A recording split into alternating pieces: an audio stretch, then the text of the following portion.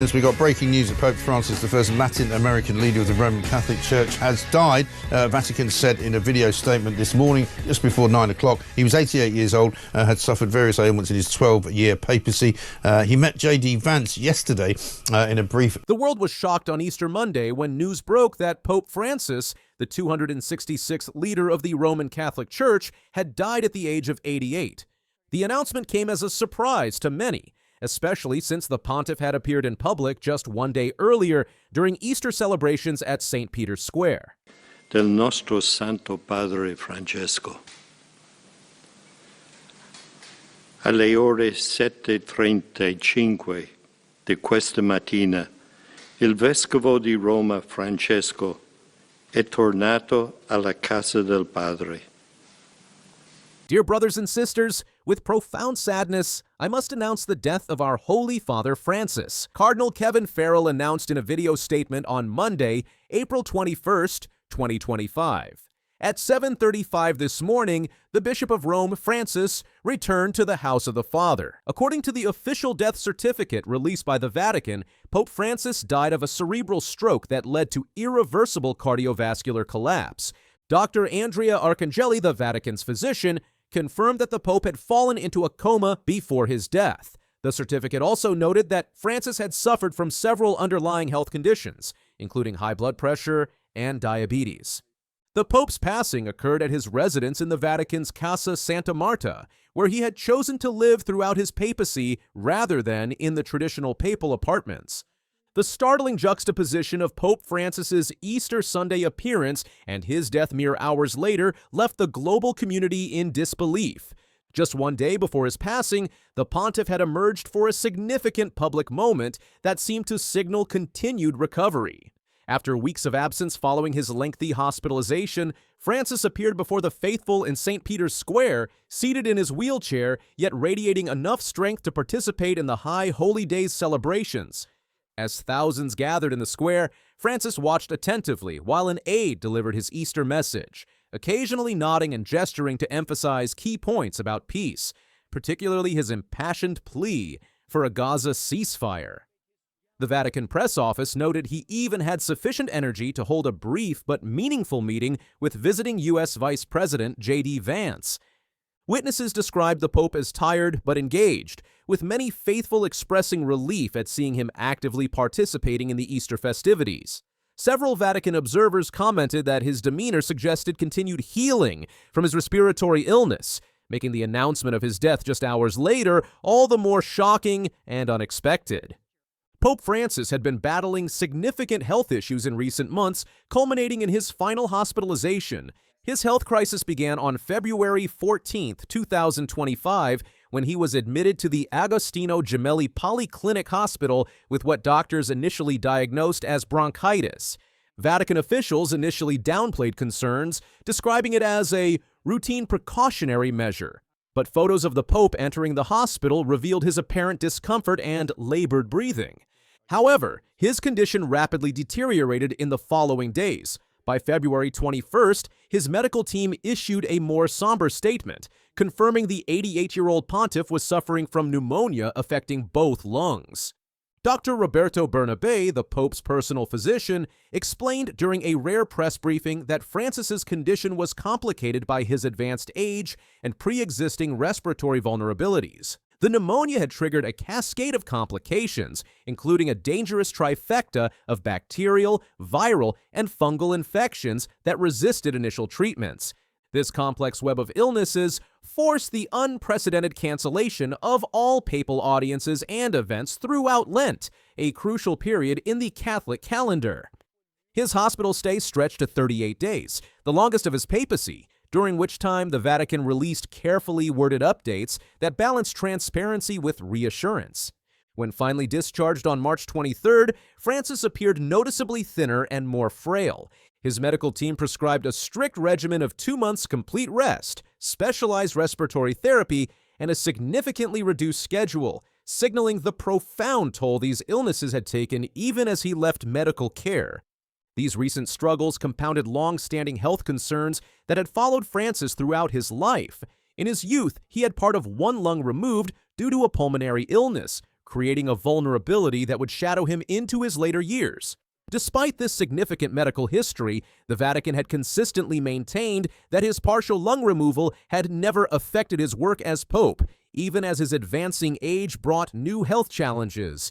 In his final words, Francis expressed his wish to be buried in Rome's Basilica of St. Mary Major rather than in St. Peter's Basilica, where most popes are laid to rest. Elect a new pope. There are about 140 under the age of 80 who will enter into the Sistine Chapel to vote who should be the new pope. Each day they will have several ballots. They will decide who they want to be pope. At the end of each ballot, they will burn their ballots, and you can see the smoke from above Sistine Chapel. If the smoke burns black or brown, we know that there has not been any pope elected. When the smoke burns... Following the funeral, attention will turn to the conclave to elect Francis's successor. According to Vatican protocol, this process typically begins between 15 and 20 days after a pope's death. Approximately 135 cardinals are eligible to participate in this highly secretive ballot. He was born Jorge Mario Bergoglio in Buenos Aires on December 17, 1936. Francis became the first pope from the Americas and the first from the Southern Hemisphere when he was elected in 2013, following the historic resignation of Pope Benedict XVI. Throughout his 12-year papacy, Francis left an indelible mark through his humble lifestyle, notably choosing a simple Vatican guest house over the traditional papal apartments. He championed the poor, refugees, and marginalized communities while working to reform Vatican finances and bureaucracy. His environmental advocacy culminated in the groundbreaking encyclical Laudato Si', and he vigorously pursued interfaith dialogue.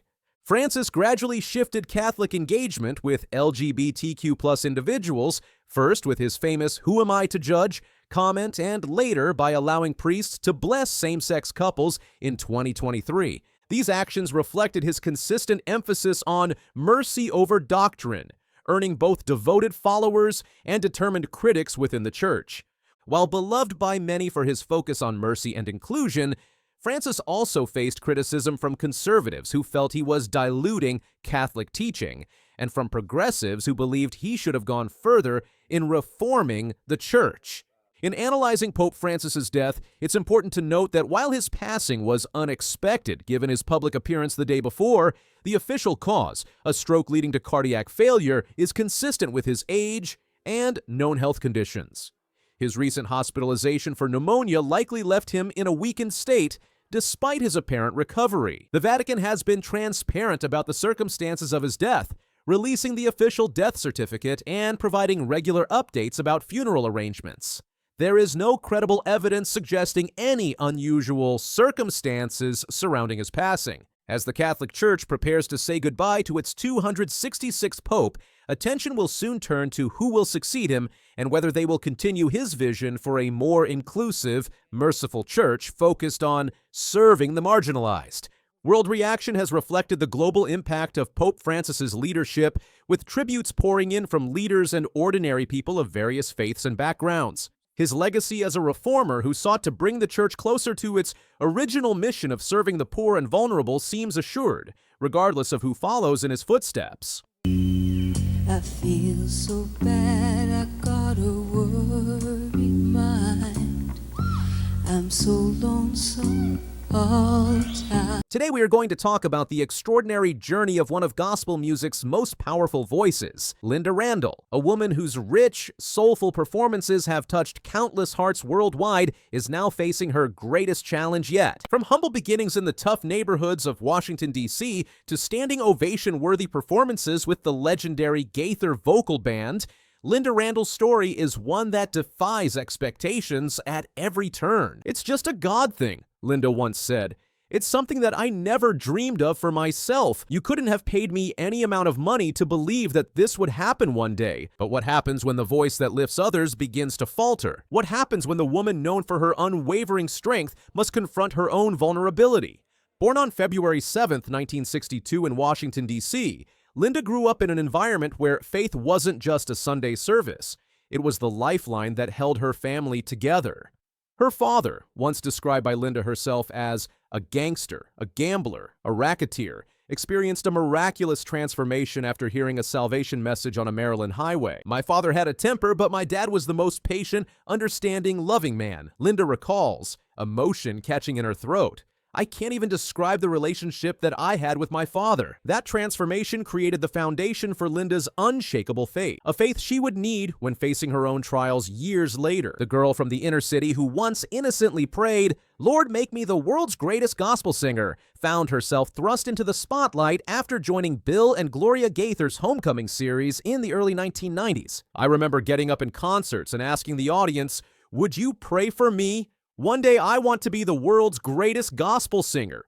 Linda shares with a laugh. I remember one night when I went to pray in my dorm room, and the Lord sweetly spoke to my spirit.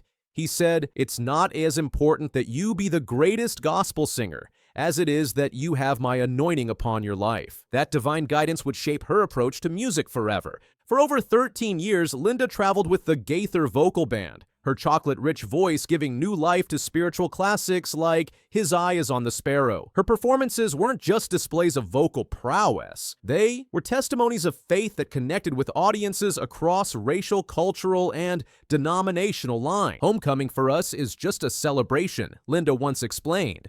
When you're singing songs like His Eye is on the Sparrow or What a Friend We Have in Jesus, people recognize them instantly. It goes right to the heart of the matter. But as Linda stood on stages around the world, a storm was brewing beneath the surface.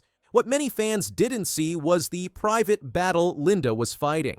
Behind the powerful performances and radiant smiles, her health was beginning to deteriorate in ways that threatened not just her career, but her very way of life. We all go through things in life, but they serve a purpose.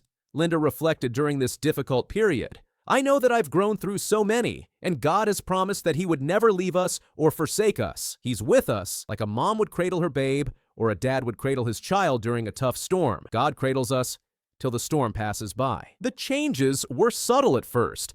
A struggle to hit certain notes, unexplained fatigue, moments of weakness that she carefully hid from public view.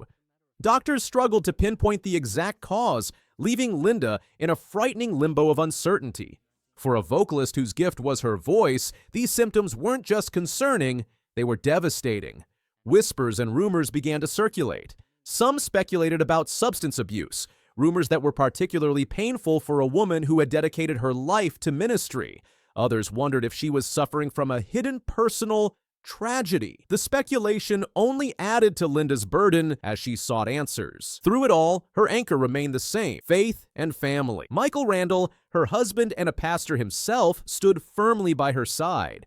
Their daughters, aptly named Patience and Joy, became sources of strength as their mother navigated these uncharted waters. "My family has always been my rock," Linda has shared. "When everything else feels uncertain, their love reminds me of what truly matters." But Linda's journey through health challenges reveals something remarkable about the human spirit. Specifically, the spirit of someone who has built their life on faith. What makes Linda Randall's story so compelling isn't just her musical talent or her rise from difficult circumstances. It's her profound resilience in the face of adversity. Long before health issues threatened her career, Linda had overcome personal traumas that she kept private for years. It wasn't until she was 26, preparing for her wedding, that she finally opened up about painful experiences from her past. "I realized the doctor was a Christian who attended our church," she recalls of that breakthrough moment. "It just blew me away because all this time I had suppressed things. People don't want to talk about it, so I never talked about it." That experience taught her something crucial about healing, that vulnerability isn't weakness. It's often the first step toward wholeness. "While I may have been a victim for a while, I'm a victor now," Linda declares. "I walk in complete victory, healed, whole, all of the above. And now I can meet people, talk with them, and God gives me the ability to connect. I can see where they are because of what I've gone through." This perspective has become Linda's greatest gift to her fans as she navigates her current health challenges. In a world that demands perfection, especially from public figures, Linda Randall has chosen authenticity, showing strength not by hiding weakness, but by facing it with dignity and faith. "It doesn't matter what God wants to do with my voice or with me as a person," she says, "but when I sing, I don't want to be just another singer." And she never has been. Today, speculation swirls about Linda's return. But her true legacy transcends the stage. The DC girl who dreamed of musical greatness became something more profound, a beacon of authentic faith amid life's storms. What happened to Linda Randall? She faced her ultimate test and emerged not as a flawless icon, but as a powerful witness to the resilient human spirit. That, dear friends, is a song worth singing. Praying for you. Yep. I go in tomorrow. My cancer is not bone related, it's blood related. Mark Hoppus has shared a story that left fans speechless. The Blink-182 bassist and co-frontman revealed the painful truth behind his battle with cancer. What he called the darkest time of his life is now coming to light. In June 2021, Hoppus shocked fans with his diagnosis, announcing it on social media. He opened up about the emotional and physical toll it took. As the only member who's been there through every version of the band, his strength has inspired many. "I didn't know if I was going to live or die," Hoppus confessed in a recent interview, providing a raw glimpse into the fear and uncertainty that consumed him during those initial months.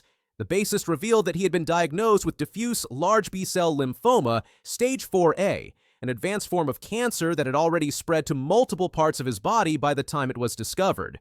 What made the diagnosis particularly chilling was that it was the same type of cancer his mother had previously battled and defeated. As Hoppus underwent what he described as grueling rounds of chemotherapy, he kept fans updated on his progress through social media.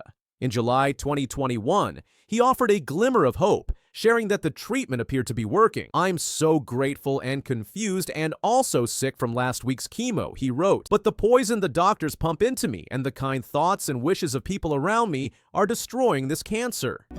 I barely remember the next 24 hours from the moment that I got the call. I was walking into my therapist for the first time. I was in a dark place. We were coming out of COVID. The world was weird. Like everything was polarized and people were fighting. And there was like, it just felt, the world felt like it'd been knocked off kilter, and I felt really off kilter. The treatments left Hoppus physically devastated, with the musician losing his hair and dropping significant weight as the chemotherapy ravaged both the cancer cells and his healthy tissue. During this period, he revealed that there were days when he could barely get out of bed, with even the simplest tasks becoming monumental challenges. "There were moments when I thought I wouldn't make it to see another Blink-182 show, let alone perform in one," Hoppus admitted. A therapist for the first time, and as I'm walking in, my phone rings, and I'm like, "Oh, hang on, this is from a healthcare." And so I answer it, and it's my oncologist who had just done all the tests. "You have cancer. It's going to be chemotherapy. Cancel the next 6 months of your life. We're gonna beat this, but yeah, you have." What few people knew at the time was that beyond the physical toll, Hoppus was fighting an equally difficult battle with his mental health. The bassist disclosed that he experienced profound depression during his treatment, with thoughts so dark that he questioned whether he had the strength to continue fighting. When you're facing your own mortality like that, everything you thought you knew about yourself gets called into question, he shared. "There were nights I laid awake wondering if I'd see another morning." The darkest moment came during a particularly aggressive round of treatment when his body's response to the chemotherapy was so severe that doctors considered pausing the therapy, a potentially life-threatening decision given the aggressive nature of his cancer. "I remember sitting in that hospital room, looking out the window and thinking this might be it," Hoppus recalled. "I was trying to come to terms with the idea that I might not get to see my son grow up or grow old with my wife." Throughout this ordeal, Hoppus found strength in his family. His wife, Sky Everly, whom he met during a Blink-182 video shoot for All the Small Things and married in 2000, remained by his side, offering support even as uncertainty loomed. His son, Jack, also became a pillar of strength, with Hoppus crediting their relationship for giving him the determination to fight when his own resolve faltered. Occasionally wearing clothes, Blink's 182's Mark Hoppus became a fan favorite for putting genuine emotions into his buoyant songs. Now in his candid memoir, Mark has deep feelings to share, like about the time he thought a lifetime of good fortune had come to an end. We played our own instruments, we wrote our own songs, for better or worse. We were just ourselves. And that's about the time she walked away. Fellow bandmates Travis Barker and Tom DeLonge, despite their complicated history, also rallied around Hoppus during his treatment. DeLonge, who had rejoined the band after years of separation, publicly expressed support for his longtime friend and musical partner. "The way Tom and Travis showed up for me during that time healed more than just the cancer," Hoppus revealed, suggesting that his illness had helped repair some of the rifts that had previously divided the band. On September 29, 2021, after months of uncertainty and aggressive treatment, Hoppus was finally able to share the news fans had been praying for. He was cancer-free. The announcement came with a mixture of relief, gratitude, and lingering trauma from the experience.